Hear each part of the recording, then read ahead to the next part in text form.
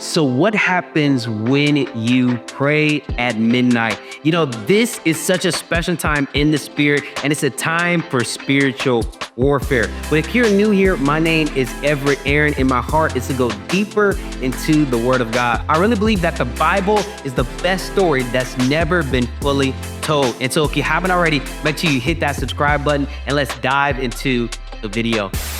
So what happens when you pray at midnight? This is such an amazing time in the spirit, and it's a time where the enemy is very active. You know, when we look at just natural life, not even getting super deep, 12 midnight, nothing good is really happening. This is the time where people are getting in the clubs, people are doing really bad things, people are doing illegal things.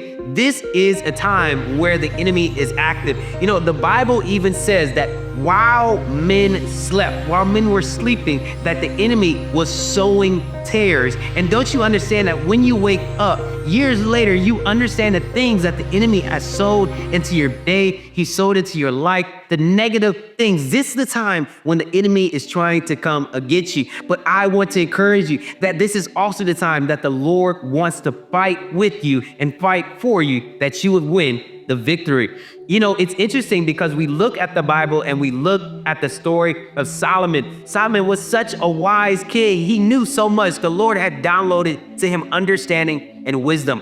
And there were two ladies. They were actually prostitutes, right? They came to him and they said, you know, this horrible thing happened, that we were sleeping and her baby passed away. Well, the next night I was sleeping and she woke up right after midnight and she stole my baby from me, and now she's claiming that the dead baby is mine. I want you to understand that the enemy is trying to sow things in your life. The enemy is trying to plant things in your life. The enemy is trying to attack you while you're sleeping. But don't you know that God already has the victory? God has already overcome the battle. And so if you're waking up, if you just feel like there's unrest, that you can't go to sleep, maybe this is the time where the Lord is calling you into prayer. Maybe he's calling you to fight, to stand up, to make a stand, to come against the plans of the enemy. You never know what your day will look like when you spend time in prayer. You break every chain, you break every shackle,